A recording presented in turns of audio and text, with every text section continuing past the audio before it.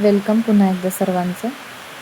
Last व्हिडिओमध्ये आपण विभक्ती प्रत्यय शिकलेलो होतो मराठी व्याकरणामध्ये.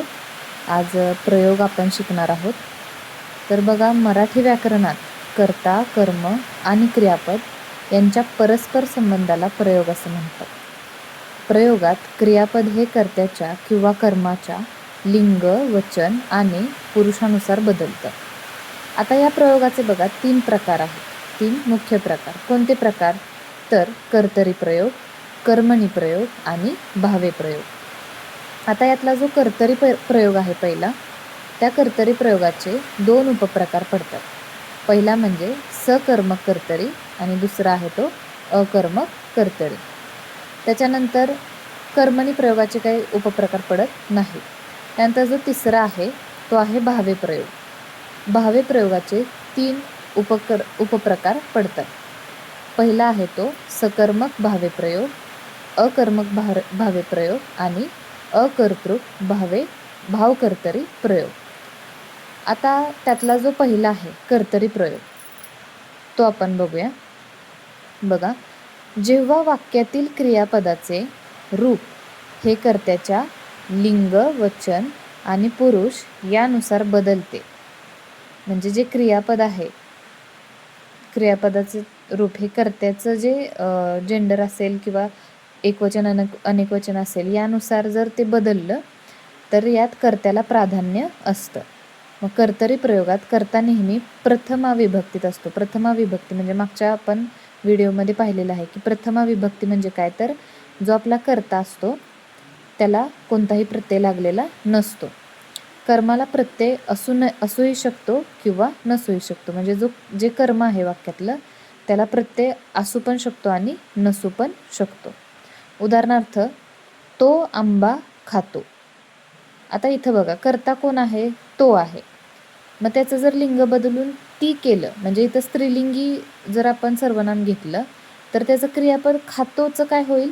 खाते असं होईल. म्हणजेच काय होणार आहे, जे क्रियापद आहे, वाक्य पूर्ण करणाऱ्या शब्दाला काय म्हणतो आपण? क्रियापद म्हणतो. मग ते जे क्रियापद आहे ते काय करतंय की जो आपला कर्ता आहे त्याच्या लिंगाच्या म्हणजे त्याच्यात जर लिंग बदल आपण केला तर त्याच्यात सुद्धा काय होतोय? बदल होतोय. म्हणजेच जर आपण तोच्या जागी ती केलं तर क्रियापद सुद्धा काय होणार आहे? चेंज होणार आहे. म्हणजे क्रियापद काय करणार आहे? कर्त्यानुसार बदलणार आहे. त्यानंतर आणखी एक्झाम्पल आहे ते मुलगा आंबा खातो. जर आता आपण इथं पुढचं वाक्य घेतलं, मुलगी आंबा खाते, म्हणजे इथं बघा, जसा कर्ता त्याचं लिंग बदललं तर काय होतोय? त्याचं जे क्रियापद आहे ते सुद्धा काय होत आहे? बदलत आहे. त्याच्यानंतर मुले आंबा खातात. क्रियापदामध्ये काय झालेलं दिसतं आपल्याला? इथं चेंज झालेला दिसत आहे. अशा वेळेस काय समजायचं, तर आपला कोणता प्रयोग आहे? तिथं कर्तरी प्रयोग आहे. काय असणार आहे तिथं? कर्त्याला कोणताही प्रत्यय लागलेला नसणार आहे. कर्ता आपला कसा असणार आहे? प्रथमा ह्या विभक्तीमध्ये असणार आहे. त्यानंतर दुसरा जो प्रयोग आहे तो आहे कर्मणी प्रयोग. कर्मणी प्रयोगामध्ये काय सांगितलंय की या प्रयोगात क्रियापदाचे रूप कर्माच्या लिंग किंवा वचनानुसार बदलते. या प्रयोगात कर्म प्रथमा, म्हणजेच जे कर्म आहे ते प्रथमा विभक्तीत असते. कर्मावर क्रियापद अवलंबून असते, म्हणजे जे कर्म आहे त्याच्यावर क्रियापद अवलंबून असते. मगाच्या ह्याच्यात काय होतं? कर्ता जो होता कर्त्यावर आपलं क्रियापद अवलंबून होतं आणि हा जो कर्मणी प्रयोग आहे त्या प्रयोगामध्ये कर्मावर अवलंबून असणार आहे कोण? क्रियापद. म्हणजे जर आपलं कर्म बदललं तर ते काय होणार आहे? क्रियापद सुद्धा चेंज होणार आहे. पुन्हा एकदा लक्षात घ्या, कर्तरी प्रयोगामध्ये काय होतं? कर्त्याच्या लिंग, वचन किंवा पुरुषानुसार जर ते बदललं तर ते काय होणार आहे? क्रियापद सुद्धा चेंज होणार आहे. ठीक आहे. म्हणजे पहिल्या प्रयोगामध्ये लक्षात काय ठेवायचं? कर्ता बदलला तर क्रियापद पण बदलतं. आता कर्मणी प्रयोगामध्ये काय बघायचं आपल्याला, तर कर्म बदललं तर क्रियापद सुद्धा बदलतं. आता पुन्हा एकदा व्याख्या बघा कर्मणी प्रयोगाची. या प्रयोगात क्रियापदाचे रूप कर्माच्या लिंग किंवा वचनानुसार बदलते. या प्रयोगात कर्म प्रथमा विभक्तीत असते. कर्मावर क्रियापद अवलंबून असते. बघा, कर्मावर काय अवलंबून असतं तर आपलं क्रियापद अवलंबून असतं. यामध्ये कर्ता नेहमी तृतीया, म्हणजेच बघा तृतीय विभक्ती जी आपण मागच्या व्हिडिओमध्ये बघितली, तृतीय विभक्ती ने, शी, नी किंवा चतुर्थी स, ला, ते विभक्तीत असतो. म्हणजे कर्ता कसा असतो, यामध्ये त्याला काय लागलेला असतो, तृतीया किंवा चतुर्थी विभक्तीमधला प्रत्यय लागलेला असतो. जसं की उदाहरणार्थ रामाने आंबा खाल्ला. इथं आंबा काय आहे, हे आहे कर्म. मग आंबा हा पुल्लिंगी आहे म्हणून खाल्ला हे आले. जर कर्माच्या जागी चिंच हे स्त्रीलिंग आपण ठेवलं तर काय होणार आहे, रामाने चिंच खाल्ली. म्हणजे इथं बघा काय होतंय की जर आपण कर्म जे आहे, काम जे आहे वाक्यातलं, ते जर स्त्रीलिंग किंवा पुल्लिंग केलं तर त्यानुसार जे क्रियापद आहे तर ते काय होणार आहे, बदलणार आहे. पुन्हा एकदा लक्षात घ्या, कर्तरी प्रयोग जर आपण तो पहिल्यांदा बघितला, त्यामध्ये काय सांगितलेलं होतं की जो आपला कर्ता आहे, जो काम करणार आहे तो जर बदलला, म्हणजे त्याचं लिंग किंवा वचन जर बदललं तर त्याचा इफेक्ट कोणावर पडतो तर क्रियापदावर. म्हणजे जर त्याचा कर्ता चेंज झाला तर क्रियापद त्यानुसार काय होणार आहे, बदलणार आहे. आणि कर्मणी प्रयोगामध्ये काय होतं तर जे कर्म आहे, कर्म जर बदललं तर पुढचा जो क्रियापद आहे ते काय होणार आहे, बदलणार आहे. म्हणजे थोडक्यात काय तर कर्मावर इथं क्रियापद अवलंबून असतं. कशामध्ये तर कर्मणी प्रयोगामध्ये अवलंबून असतं.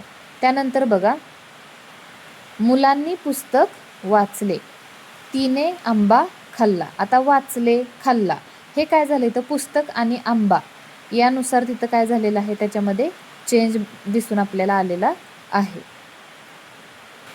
आता जो आपण पहिला कर्तरी प्रयोग बघितलेला होता, त्या कर्तरी प्रयोगाचे काय आहेत, 2 उपप्रकार आहेत. कर्तरी प्रयोगाचे 2 उपप्रकार कोणते तर अकर्मक कर्तरी प्रयोग आणि सकर्मक कर्तरी प्रयोग. ठीक आहे, म्हणजे त्यात शब्दातूनच आपल्याला कळते बघा. सकर्मक म्हणजे काय तर त्या वाक्यामध्ये काय असणार आहे, कर्म असणार आहे. आणि अकर्मक कर्तरीमध्ये म्हणजे काय तर ज्या वाक्यामध्ये कर्म नाही असं वाक्य काय असणार आहे, अकर्मक कर्तरीमध्ये येणार आहे. आता सकर्मक कर्तरी म्हणजे काय बघा, ज्या कर्तरी प्रयोगाच्या वाक्यात, ठीक आहे, ज्या कर्तरी प्रयोगाच्या वाक्यात कर्म आलेले असते त्या सकर्मक कर्तरी प्रयोग म्हणतात.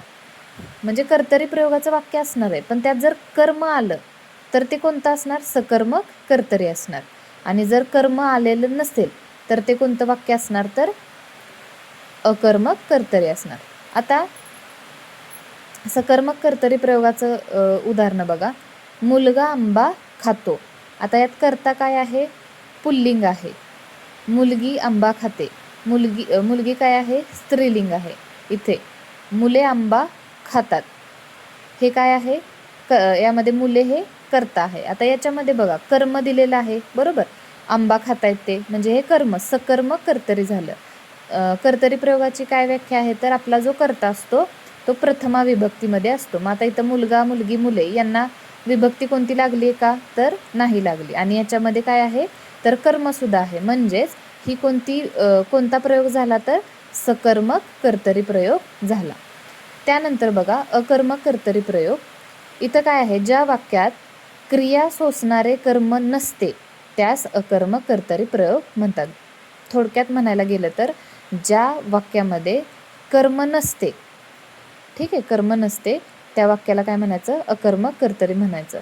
आता त्या बरीच वाक्य अशी असणार की ज्यामध्ये कर्म नसणार आहे पण त्यातलं हे कर्तरी प्रयोगच आहे. हे कसं ओळखायचं तर ते मी मगाशी सांगितले की आपला कर्ता कसा असतो कर्तरी प्रयोगामध्ये तर प्रथमा विभक्तीमध्ये असतो. मग आता इथं राम, सीता आणि ते खाली मी जी उदाहरणं दिलेत तर त्या उदाहरणांमध्ये बघा आपले जे हे कर्ते आहेत ते कसे आहेत, प्रथमा विभक्तीमध्ये आहेत. त्यांना कोणताही प्रत्यय लागलेला नाही. प्रथमा विभक्तीत असलेलं जे वाक्य असणार आहे ते कोणतं असणार आहे, कर्तरी प्रयोगाचं असणार आहे. पण त्यामध्ये सुद्धा बघा कर्म असेल तर कोणता प्रयोग असणार, सकर्मक कर्तरी असणार. आणि ज्याच्यामध्ये कर्म नाही, काम नाही, कोणतंही काम नाही तर ते कोणतं वाक्य असणार, अकर्मक कर्तरी प्रयोगाचं वाक्य असणार. जसं की राम पडला. यात काय आहे, कर्ता आणि क्रियापद दोनच शब्द आहेत. सीता पडली, ते पडले. ठीक आहे, इथं कर्म नाहीये, त्याच्यामुळं हे कोणता प्रकार झाला, अकर्मक कर्तरी प्रयोग झाला. ठीक, त्यानंतर आपण पुढचा बघूया. आता तिसरा आहे तो बघा, भावे प्रयोग.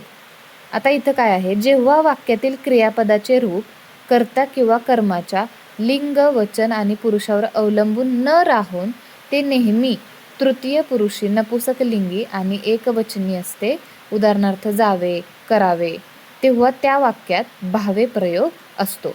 ठीक आहे, यात सामान्यतः कर्ता आणि कर्म दोघांनाही प्रत्यय लागलेले असतात. म्हणजे जो आपला कर्ता आहे आणि कर्म आहे त्या दोघांना पण काय झालेला असतात, प्रत्यय लागलेला असणार. कर्त्याला कोणता प्रयोग असतो सामान्यतः, विभक्ती प्रत्यय ने, ए किंवा शी यांसारखे प्रत्यय लागलेले असतात. आणि कर्त्याचं किंवा कर्माचं लिंग वचन बदलले तरी क्रियापदाचं रूप इथं बदलत नाही. बघा, पुन्हा एकदा लक्षात घ्या, भावे प्रयोगामध्ये क्रियापदाचं रूप कर्ता किंवा कर्माच्या लिंग वचनानुसार बदलत नाही.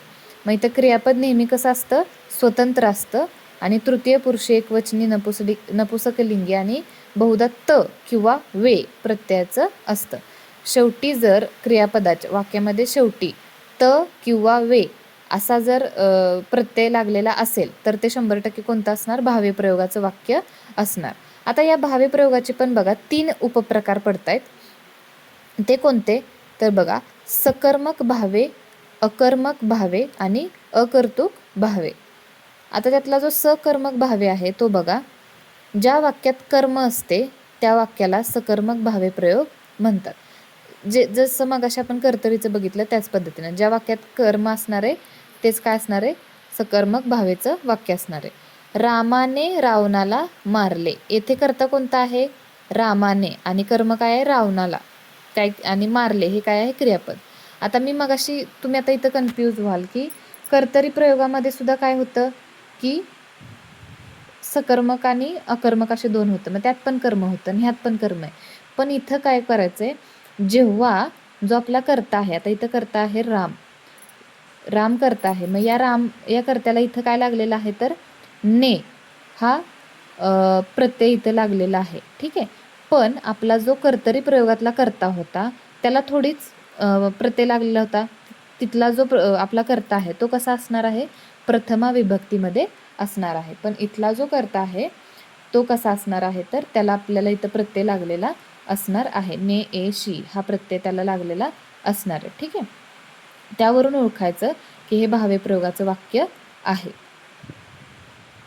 त्याच्यानंतर बघा, आता इथं कर्ता कुठला आहे, रामाने, आणि कर्म आहे रावणाला. मग जर कर्त्याचं लिंग वचन बदलले तरी क्रियापद काय होणार आहे, मारले असेच राहणार आहे, ते बदलणार नाही. पुढचं वाक्य बघा, शिक्षकाने विद्यार्थ्यांना शिकवले. या वाक्यात सुद्धा इथं काय झालेलं आहे, शिक्षकाने हा आपला जो कर्ता आहे त्याला ने हा प्रत्यय लागलेला आहे आणि विद्यार्थ्याला हे यामध्ये कर्म आहे. ठीक आहे, त्यामुळं हे वाक्य कोणतं झालं, सकर्मक भावे प्रयोगाचं वाक्य झालं. आता इथं बघा, मी काय सांगितलं मगाशी की जरी इथं कर्त्याचं लिंग किंवा वचन आपण जर बदललं तरी क्रियापद काय राहणार आहे, तसंच राहणार आहे. आता इथं काय आहे, शिक्षकाने विद्यार्थ्याला शिकवले. आता शिक्षकाने, समजा आता हे मेल शिक्षक आहेत, आपण इथं फिमेल जर केलं, बाईंनी विद्यार्थ्याला शिकवले, म्हणजे इथं काय झालेलं आहे, जरी आपण जेंडर चेंज केलं तरी काय झालेलं आहे, आपला जो क्रियापद आहे ते काय राहिलेलं आहे, ॲज इट इज तसंच शिकवले हेच राहिलेलं आहे, त्यामध्ये फरक पडलेला नाही. त्यामुळं असे जेव्हा कंडिशन येते तेव्हा काय म्हणायचं, हा कोणता प्रयोग आहे तर सकर्मक भावे प्रयोग आहे. त्यानंतर बघा, अकर्मक भावे प्रयोग. या प्रयोगाच्या वाक्यात कर्म नसतं, क्रिया कर्त्यापासून सुरू होऊन कर्त्यापाशी थांबते. रामाने जंगलात जावे, शेवटी काय असणार आहे, वे किंवा मग अशी मी सांगितल्याप्रमाणे त, हे 2 शब्दांनी काय होणार, त्याचा एंड होणार आहे. रामाने जंगलात जावे, मुलांनी शांत बसावे, ह्यात काही कर्म आहे का रे, काहीच नाही. त्यामुळं हे कोणतं प्रयोगाचं वाक्य झालं, अकर्मक भावे प्रयोगाचं वाक्य झालं. त्यानंतर बघा, शेवटचा आहे तो अकर्तुक, म्हणजेच भावकर्तरी प्रयोग. अकर्तुकलाच भावकर्तरी हे दुसरं नाव आहे. यात कर्ता काय असतो, स्पष्ट नसतो. काही वाक्यात कर्ता स्वतंत्रपणे दिसत नाही, तर वाक्यातील मूळ धातूचा भाव हाच त्याचा कर्ता मानला जातो. जसं की आज दिवसभर सारखे गडगडते. आता यामध्ये कर्ता आहे का कुठं? कुठंच नाही. म्हणजे ज्या वाक्यामध्ये कर्ता नसेल आणि स्पष्ट नाही आहे, म्हणजे इथं कर्ता कोण आहे ते स्पष्ट कळत नाही, त्यामुळं इथं काय असणार आहे? अकर्तृक म्हणजेच भावकर्तरी प्रयोग असणार आहे. सायंकाळी मळभ आले, अशा पद्धतीची जी वाक्य ज्याला कर्ता आपल्याला इथं स्पष्ट होत नाही, ते कोणतं वाक्य असणार आहे? तर अकर्तृक भावकर्तरी प्रयोगाचं ते वाक्य असणार आहे. आता सुरुवातीपासून एकदा आपण बघूया. आपण बघितलं की प्रयोगाचे 3 प्रकार पडतात, मुख्य प्रकार. ते म्हणजे कर्तरी प्रयोग, कर्मणी प्रयोग आणि भावे प्रयोग. त्यातला जो कर्तरी प्रयोग आहे तो आहे सकर्मक कर्तरी आणि अकर्मक कर्तरी.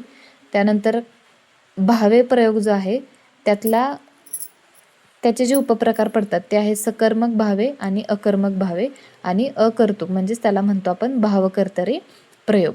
कर्मणी प्रयोगाचे उपप्रकार पडत नाहीत. आता हा जो कर्तरी प्रयोग आहे यात काय सांगितलेलं आहे की आपला जो कर्ता असतो त्या कर्त्याच्या लिंगवचनानुसार क्रियापद काय होतं? बदलतं. ठीक आहे. आणि कर्ता नेहमी इथं काय असतो? प्रथमा या विभक्तीमध्ये असतो.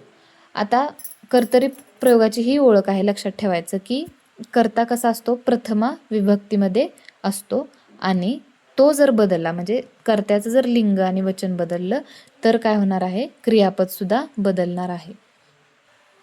त्यानंतर कर्मणी प्रयोगात मी काय सांगितलं की कर्माचं जर लिंग किंवा वचन बदललं तर इथं क्रियापद बदलणार आहे. कर्तरी प्रयोगाचं लक्षात ठेवायचं, जर कर्त्याचं लिंग वचन चेंज झालं तर क्रियापद बदलतं आणि कर्मणी प्रयोगमध्ये लक्षात ठेवायचं की कर्माचं लिंग वचन बदललं तर क्रियापद बदलतं. ठीक आहे. त्याच्यानंतर कर्तरी प्रयोगाचे आपण 2 उपप्रकार बघितले. कोणते होते? सकर्मक कर्तरी आणि अकर्मक कर्तरी. त्यातलं सकर्मक कर्तरी म्हणजे काय? की ज्या कर्तरी प्रयोगाच्या वाक्यात कर्म आलेले असते त्याला सकर्मक कर्तरी म्हणायचं. कर्तरी प्रयोगाचं वाक्य कसं ओळखायचं आपल्याला माहिती आहे. त्याचा कर्ता कसा असतो? तर प्रथमा विभक्तीमध्ये असतो, त्याला प्रत्यय लागलेला नसतो. हे नेहमी लक्षात ठेवा, कारण हीच मोठी आयडेंटिटी आहे की कर्तरी प्रयोग कसा ओळखायचा आणि कर्मणी प्रयोग कसा ओळखायचा.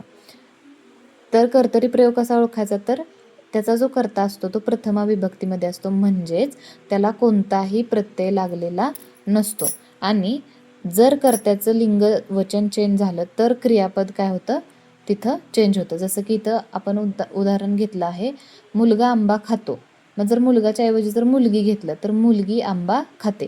त्यातलं जे आंबा हे कर्म आहे ते बदलले का? नाही. कर्त्याचा डायरेक्ट संबंध कुणाशी आला? क्रियापदाशी आला. म्हणजे जर कर्ता आपला चेंज झाला तर काय होतंय? आपोआप क्रियापदसुद्धा चेंज होते. हे लक्षात येतं. ठीक आहे. त्यानंतर अकर्मक कर्तरी प्रयोग. यामध्ये काय आहे? ज्या वाक्यात क्रिया सोसणारे कर्म नसते त्याला अकर्मक कर्तरी प्रयोग. म्हणजे ज्या वाक्यामध्ये काम नाही, कोणतंच कर्म मांडलेलं नाही, ते कोणतं असणार आहे? अकर्मक कर्तरी प्रयोग असणार आहे. फक्त प्रथमा विभक्तीतला कर्ता आणि क्रियापद एवढंच 2 शब्दांचं तिथं महत्त्व असणार आहे. ते कोणतं वाक्याचा प्रकार झाला तर अकर्मक कर्तरी प्रयोगाचं ते वाक्य असणार आहे. त्यानंतर पुढचं बघूया. शेवटचा आणि महत्त्वाचा प्रयोग आहे भावे प्रयोग. जेव्हा वाक्यातील क्रियापदाचे रूप कर्ता किंवा कर्माच्या लिंग, वचन आणि पुरुषावर अवलंबून न राहून ते नेहमी तृतीय पुरुषी नपुसक लिंगी आणि एकवचनी असते. उदाहरणार्थ जावे, करावे. जावे व आणि शेवटी काय म्हटलं? वे आणि त हे 2 शब्द जर अक्षरं जर आली, ह्यांनी जर शेवट झाला तर काय म्हणायचं? तिथं भावे प्रयोग असणार आहे. तेव्हा त्या वाक्यात काय असतो? भावे प्रयोग असतो. यात सामान्यतः कर्ता आणि कर्म दोघांनाही प्रत्यय लागलेले असतात. म्हणजे कर्त्याला पण प्रत्यय असतो आणि कर्माला पण प्रत्यय असतो. त्यानंतर कर्त्याला सामान्यतः ने, ए, शी यांसारखे प्रत्यय लागलेले असतात. कर्त्याचे किंवा कर्माचे लिंग वचन बदलले तरी क्रियापदाचे रूप बदलत नाही. बघा इथं परत एकदा आहे की कर्त्याचं किंवा कर्माचं लिंग वचन बदललं तरी क्रियापदावर काहीही फरक पडत नाही. क्रियापद नेहमी स्वतंत्र व तृतीय पुरुषी, एकवचनी, नपुसकलिंगी आणि बहुधा त किंवा वे प्रत्ययाचे असते, हे लक्षात ठेवायचं.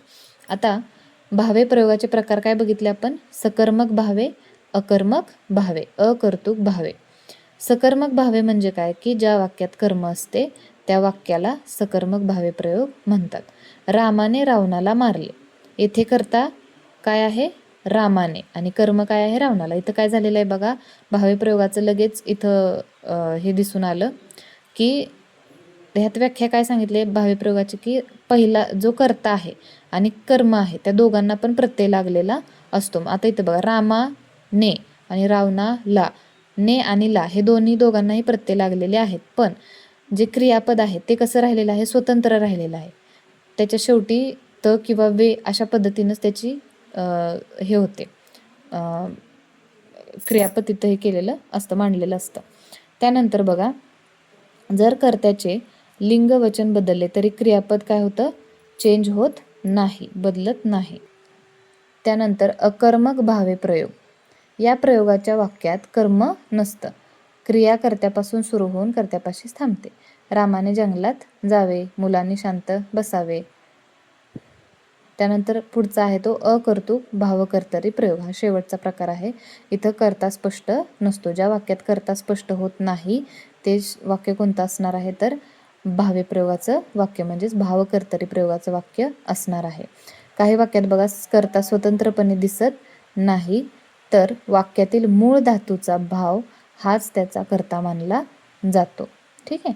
आज दिवसभर सारखे गडगडते, सायंकाळी मळब आले, यांसारखी जी वाक्य आहेत ज्यामध्ये कर्ता स्पष्ट होत नाही, ही वाक्य कशाचा उदाहरणे आहेत? तर अकर्तृक म्हणजेच भावकर्तरी प्रयोगाची उदाहरणे आहेत. त्यानंतर एकदा शेवटची पुन्हा एकदा रॅपिड उजळणी आपण घेऊया. पहिला प्रयोग आपला तो होता कर्तरी प्रयोग. या कर्तरी प्रयोगामध्ये आपल्याला काय सांगितलं की कर्ता जो आहे त्या कर्त्यानुसार काय होतं? क्रियापद आपलं चेंज होतं. ठीक आहे. आणि या कर्तरी प्रयोगाचे आपले 2 उपप्रकार पडतात. कोणते उपप्रकार पडतात? तर सकर्मक कर्तरी प्रयोग आणि अकर्मक कर्तरी प्रयोग. आता या कर्तरी वाक्यामध्येच तुम्हाला बघता क्षणी जाणवणार की हे वाक्य काय आहे? कर्तरी क्रियापदाचं आहे, ज्याचं की जसं की मी आयडेंटिटी काय सांगितली त्याची, की त्याचा जो कर्ता आहे तो प्रथमा विभक्तीत असतो, त्याला कोणताही प्रत्यय लागलेला नसतो. आता हे तुम्हाला कळलं. पण जरी ऑप्शनमध्ये तुम्हाला दिलेलं असेल सकर्मक अकर्मक असं काहीतरी, म्हणजे असं कन्फ्यूज करणारे जर ऑप्शन तुम्हाला दिले असतील तर पुढच्या आणखी नियमानुसार जायचं की कर्तरी प्रयोगाचं तर आहे, पण त्यात जर कर्म असेल तर मग ते सकर्मक कर्तरी होणार, आणि जर कर्म नसेल तर मग ते अकर्मक कर्तरी प्रयोगाचं वाक्य असणार. त्यामुळे आधी व्यवस्थित बघायचं ऑप्शन कोणकोणते आहेत आणि वाक्य कसं दिलं आहे ते, आणि मग त्यानुसार तुमचा ऑप्शन तो ठरवायचा. त्यानंतर बघा, कर्मणी प्रयोग काय आहे? तर कर्मानुसार आता इथं काय होतं? क्रियापद बदलतं.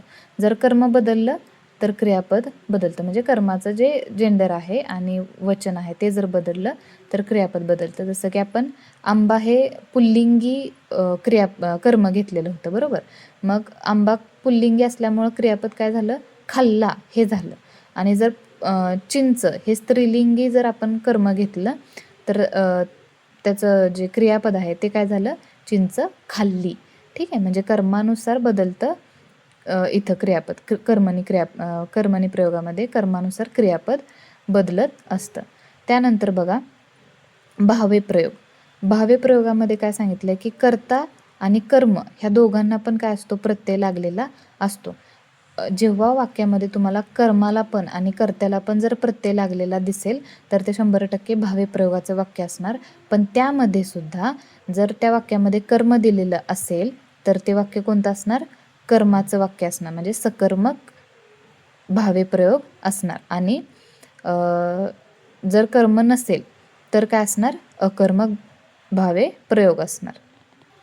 आणि भावे प्रयोगाचा जो शेवटचा उपप्रकार आहे तो आहे अकर्तृक भावकर्तरी प्रयोग.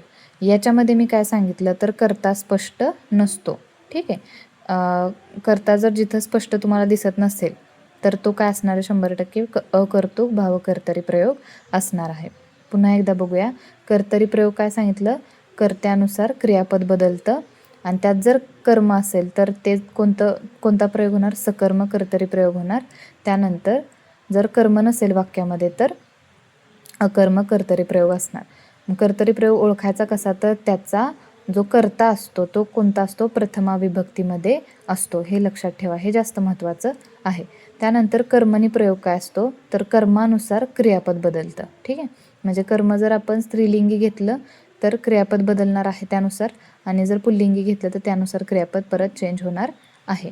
त्यानंतर भावे प्रयोगात काय सांगितलं की कर्ता आणि कर्माला ह्या दोन्हींना सुद्धा प्रत्यय लागलेला असतो. जसं की राम हा कर्ता आहे तर त्या रामाने, रामाला असं त्याला प्रत्यय लागलेला असणार आहे, आणि कर्माला सुद्धा म्हणजे रावणाला वगैरे. ठीक आहे, म्हणजे जो ते कर्म करणार आहे त्या कर्माला सुद्धा प्रत्यय लागलेला असणार आहे. हे त्याच्या आयडेंटिटी आहेत. त्यामुळं हे आयडेंटिटी लक्षात ठेवा, त्या जेणेकरून तुम्हाला ते प्रयोग लगेच समजून जातील. त्यामध्ये सुद्धा सकर्मक कधी म्हणायचं? तर त्या भावे प्रयोगाच्या वाक्यामध्ये जर कर्म असेल तर ते सकर्मक भावे प्रयोग असणार आहे, आणि कर्म नसेल तर अकर्मक भावे प्रयोग असणार आहे.